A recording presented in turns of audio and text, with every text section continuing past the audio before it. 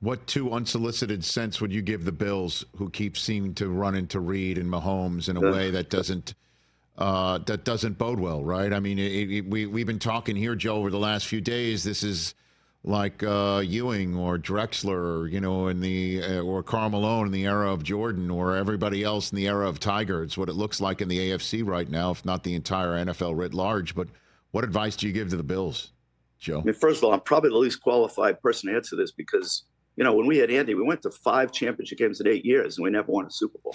So I've been right where Sean is, and I feel terrible because Sean's a great guy. But, we never figured out the answer when he was there.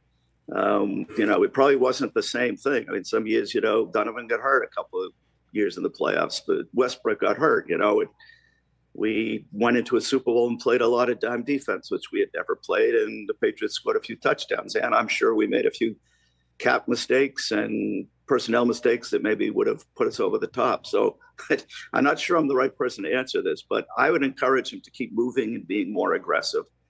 Sean started as a defensive coach with a fairly conservative mindset about offense. He's evolved a lot over the years, and he even started, frankly, as a more aggressive offensive-minded defensive coach than I would have expected. And I think they need to keep moving that direction. They ran the ball more this year, and they ran it very successfully. But the reality is running the ball has a lot of good purposes, but it is not the best way to score the most points the fastest. The way to do that is throwing the ball. I use this stat all the time. I'm surprised it's never stuck, but just short of 80% of games are won by the team that's ahead at halftime. It varies from year to year to a low of about 74 to a high of about 80. So if you run the ball a lot early, the old days of, wear them down, run the ball, some play action passing works. The reality is the numbers say the opposite is true. And most teams that are winning, you watched even the Eagles, who are clearly now a run-based team, but they came out last week, I think it was 11 passes to 6 runs, and one of the runs was a tush push.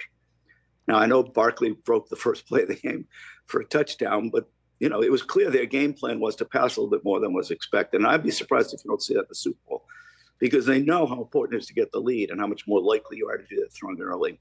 So I don't have a lot of criticisms of Sean. I think he's a great coach. I think he's generally had a good staff.